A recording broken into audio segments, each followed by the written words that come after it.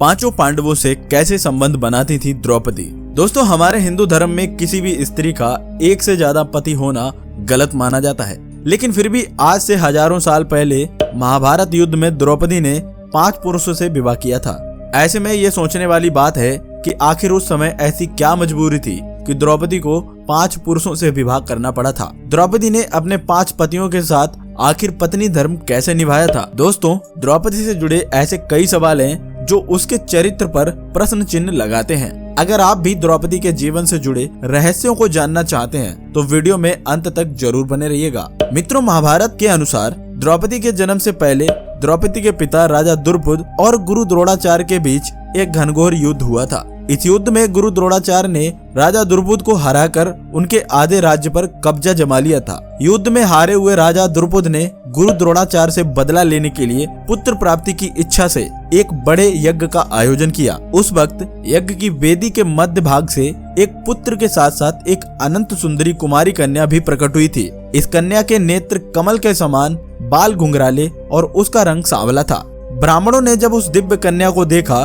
तो उन्होंने कहा, ये कन्या रूप होने के साथ साथ कृष्ण की वर्ण की भी है, इसीलिए इसका नाम कृष्णा होगा। दोस्तों, द्रौपदी इसलिए भी उनका नाम पड़ा क्योंकि उनका जन्म राजा द्रुपद की पुत्री के रूप में हुआ था। मित्रों, राजा द्रुपद के मन में द्रोणाचार्य के प्रति जबरदस्त नफरत की भावना थी और अपनी इन्हीं नफरत के भाव को उन्होंने द्रौपदी के मन में भी बचपन से कूट कूट कर भर दिया था। द्रौपदी भी राजा द्रुपद की तरह बदले की आग में जल रही थी और मन ही मन में ऐसी तरकीबें सोचती रहती थी जिससे वह अपने पिता के अपमान का बदला द्रोणाचार्य से ले सकें। लेकिन द्रोणाचार्य हस्तिनापुर राज के संरक्षण में थे। द्रोणाचार्य को नीचा दिखाने के लिए राजा द्रुपद को एक शक्तिशाली गठबंधन की आवश्यकता थी। इसीलिए जब द्रौपदी विवाह के योग्य हुई, द्रौपदी के स्वयंवर का आयोजन किया, क्योंकि कृष्ण जानते थे कि धर्म की स्थापना के लिए द्रौपदी का विवाह अर्जुन से होना जरूरी है। इसीलिए द्रौपदी के स्वयंवर के पहले से ही वे राजा द्रुपद के महल में आकर रहने लगे थे। कहा जाता है इस दौरान द्रौपदी की भगवान कृष्ण से काफी अच्छी मित्रता भी हो गई थी। यहाँ तक कि द्रौपदी ने भगवान कृष्ण से विवाह करने की इच्छा भी जाहिर की थी, ऐसा कहा जाता है उसकी इच्छा पर श्री कृष्ण ने ये कहते हुए मना कर दिया था कि वह सिर्फ ऐसी स्त्री से विवाह करेंगे जो उनके लक्ष्य के प्रति पूरी तरह से समर्पित होगी, यानी कि धर्म की स्थापना के कार्य में उनका पूरी तरह से साथ देगी। उस स्त्री का कोई भी सैन्य या राजनीतिक मनसा नहीं होगी। कहते हैं उस वक्त भगवान श्री कृष्ण ने द्रौपदी को खुश करने के लिए भी ये कहा था, तुम एक महान स्त्री हो, तुम्हारी जैसी महान स्त्री के योग्य मैं नहीं हूँ। दोस्तों, जब द्रौपदी के स्वयंवर का आयोजन हुआ तो उस वक्त 5 पांडव युधिष्ठिर, भीम, अर्जुन, नकुल और सहदेव ब्राह्मण भेष में वनवास काट रहे थे। वे अपनी माँ के साथ एक गरीब कुम्हार के घर में रह रहे थे और भिक्षादान पर ही अपना जीवन व्यतीत कर रहे थे।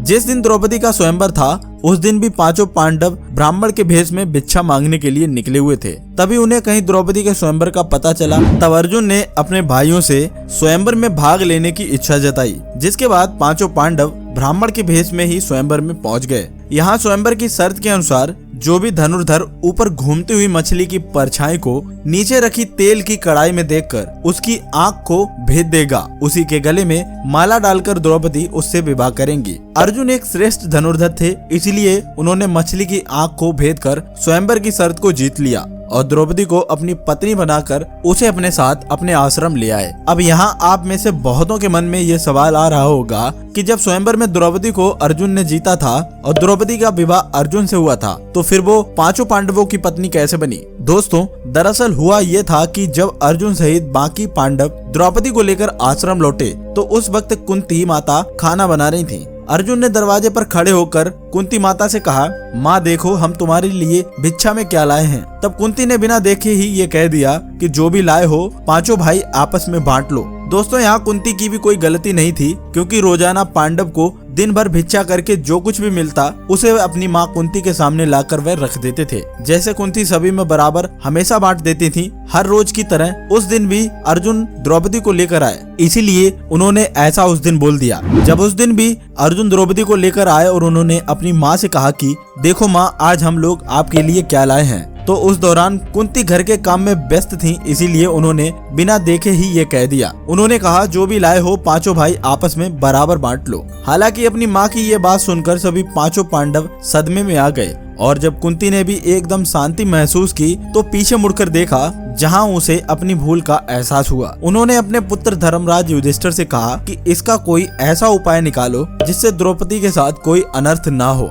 और मेरे मुंह से निकली बात झूठी भी ना हो। हालांकि जब इसका कोई हल नहीं निकला तब पांचों पांडव अपनी माँ की बात का मान रखते हुए द्रौपदी से विवाह करने के लिए तैयार हो जाते हैं। लेकिन जब इस बात का पता राजा द्रुपद को चला तो वह काफी ज्यादा परेशान हो गए। राजा द्रुपद की चिंता को दूर करने के लिए महर्षि व्यास ने राजा द्रुपद को द्रौपदी के पूर्व जन्म की कहानी बताई। महर्षि व्यास ने बताया कि द्रौपदी अपने पूर्व जन्म में एक ऋषि कन्या थी। वह रूपवती होने के साथ साथ गुणवती और सदाचारी भी थी, लेकिन पूर्व जन्म के कुछ कर्मों के कारण द्रौपदी का विवाह नहीं हो पा रहा था। इसीलिए द्रौपदी ने भगवान शिव की घोर तपस्या की और इस तपस्या से प्रसन्न होकर शिव जी ने द्रौपदी को मनचाहा वर मांगने के लिए कहा। तब द्रौपदी ने सोचा कि एक वरदान से उसकी सारी इच्छाएं तो पूरी नहीं होंगी, इसीलिए उसने घुमा फिराकर महादेव से वरदान मांगा। द्रौपदी ने कहा, हे प्रभु, मेरा विवाह किसी ऐसे व्यक्ति से हो जो धर्म का सबसे बड़ा ज्ञाता हो, जो सबसे अधिक बलवान हो, जो किसी भी विद्या में कौशल हो, जिसे नक्षत्रों का पूर्ण तरीके से ज्ञान हो और जो सबसे अत्यधिक सुंदर हो। द्रौपदी ने चालाकी दिखाते हुए ये 5 वरदानों को एक ही वरदान बनाकर मांगा। हालांकि महादेव द्रौपदी के मन की बात समझ गए थे, लेकिन उन्होंने द्रौपदी को पहले ही मनचाहा वरदान देने का वचन दे दिया था। इसीलिए महादेव ने द्रौपदी से कहा कि मैं तेरी चालाकी को भली भांति समझ चुका हूँ, इसलिए अब तुझे अगले जन्म में एक नहीं बल्कि 5 पति मिलेंगे। ये सुनकर द्रौपदी चिंतित हो गयी और महादेव से प्रार्थना करती है कि हे प्रभु, मैं आपकी कृपा से केवल एक ही पति चाहती हूँ। इस पर शिव जी ने कहा, मेरा वरदान व्यर्थ नहीं जा सकता, इसीलिए तुझे 5 पति प्राप्त होंगे। भगवान शिव के वरदान स्वरूप द्रौपदी को इस जन्म में 5 पति प्राप्त हुए। दोस्तों, इस कहानी को सुनने के बाद राजा द्रुपद अपनी बेटी द्रौपदी का विवाह 5 पांडवों के साथ करने के लिए तैयार हो जाते हैं। हालांकि द्रौपदी अभी भी 5 पांडवों से विवाह करने को तैयार नहीं थे, लेकिन फिर द्रौपदी इस शर्त के लिए तैयार हो जाती हैं कि 5 पांडव आगे जाकर जिस किसी से भी विवाह करेंगे, लेकिन रानी का स्थान केवल द्रौपदी का ही होगा। द्रौपदी की इस शर्त को मानने के लिए 5 पांडव भी तैयार हो गए थे, जिसके बाद सबसे पहले द्रौपदी का विवाह सबसे बड़े भाई युधिष्ठिर के साथ किया गया और उस रात द्रौपदी ने युधिष्ठिर के साथ अपनी पत्नी धर्म को निभाया। अगले दिन द्रौपदी का विवाह भीम के साथ हुआ। सेम पिछली बार की तरह द्रौपदी ने भीम के साथ भी अपना पत्नी धर्म निभाया। इस तरह द्रौपदी की शादी बाकी भाइयों से की गई और सभी के साथ उसने अपना पत्नी धर्म निभाया। अब ये सोचने वाली बात है कि जब द्रौपदी का विवाह सबसे पहले युधिष्ठिर से हुआ और द्रौपदी ने उसके साथ अपना पत्नी धर्म निभाया, तो फिर बाकी पांडव भाइयों के साथ द्रौपदी ने अपना पत्नी धर्म कैसे निभाया? तो दोस्तों, दरअसल द्रौपदी हर बार पत्नी धर्म निभाने में समर्थ थी, क्योंकि द्रौपदी को महर्षि वेदव्यास से आजीवन कुंवारी रहने का आशीर्वाद मिला था। इसीलिए जब भी द्रौपदी पांडवों में से किसी एक भाई के साथ समय बिताने के बाद दूसरे भाई के पास जाती थी तो द्रौपदी वापस से कुंवारी हो जाती थी। कहते हैं कि 5 पांडवों के विवाह के बाद एक दिन देवर्षि नारद 5 पांडवों से मिलने आए और पांडवों के भविष्य को लेकर चिंता जताते हुए धर्मराज युधिष्ठिर और अन्य 5 पांडवों से कहते हैं कि द्रौपदी तुम 5 भाइयों की पत्नी है, इसीलिए तुम लोगों को द्रौपदी को लेकर नियम बना लेना चाहिए कि कौन भाई कितने वक्त तक द्रौपदी के साथ समय व्यतीत करेगा। नारद मुनि की ये बात सुनकर धर्मराज युधिष्ठिर नारद मुनि से कहते हैं कि हे प्रभु, हम 5 भाइयों में आज तक कभी भी द्रौपदी को लेकर कोई मनमुटाव नहीं हुआ है और फिर मुझे पूरी उम्मीद है कि भविष्य में भी हमारे बीच ऐसा कुछ नहीं होगा, लेकिन हम आपकी बात टाल नहीं सकते, इसलिए मैं द्रौपदी को लेकर आज ही नियम बनाऊंगा। महर्षि नारद के जाने के बाद धर्मराज युधिष्ठिर नियम बनाते हैं कि द्रौपदी हर साल 5 पांडवों में से किसी एक के साथ ही समय व्यतीत करेगी, यानी द्रौपदी 1 साल तक केवल एक पांडव की पत्नी बनकर रहेगी। साथ ही जिस समय द्रौपदी अपने कमरे में किसी एक पांडव के साथ होगी, उस वक्त उनके कमरे में कोई और पांडव प्रवेश नहीं करेगा। यदि कोई पांडव गलती से भी प्रवेश करता है तो नियम को वह तोड़ेगा। जब वो नियम को तोड़ेगा तो उसे सजा के तौर पर 1 वर्ष के लिए वन में जाकर ब्रह्मचर्य का पालन करना पड़ेगा और अपना समय बिताना पड़ेगा। दोस्तों, कहा जाता है कि एक बार अर्जुन एक ब्राह्मण की मदद के लिए ना चाहते हुए भी द्रौपदी के कमरे में प्रवेश कर जाते हैं। उस वक्त द्रौपदी अपने कमरे में धर्मराज युधिष्ठिर के साथ होती हैं। हालांकि अर्जुन ने धर्मराज युधिष्ठिर का नियम धर्म का पालन करने के लिए तोड़ा था, लेकिन फिर भी अर्जुन की बात का मान रखते हुए वनवास वह चले जाते हैं। दोस्तों, आज भले ही लोगों के बीच बड़े छोटे का लिहाज कम हो गया हो, लेकिन द्वापर युग में अपनों से बड़ों की बात का मान रखना हर इंसान का कर्तव्य होता था और इसीलिए पांचों पांडवों ने धर्म के मार्ग पर चलते हुए हमेशा अपनों से बड़ों की बात का मान रखा। तो दोस्तों मैं उम्मीद करता हूँ कि आप समझ गए होंगे द्रौपदी पांचों पांडवों के साथ कैसे संबंध बनाती थी। इस वीडियो में दोस्तों बस इतना ही। आशा करता हूँ कि आपको ये वीडियो और दी गई जानकारी पसंद आई होगी। यदि आपको वीडियो पसंद आई है तो वीडियो को ज्यादा से ज्यादा लाइक करें और यदि आप इस तरह की और वीडियो देखना चाहते हैं तो आप हमारे चैनल को सब्सक्राइब करना ना भूलें। हम मिलते हैं आपको अगली वीडियो में, तब तक के लिए धन्यवाद।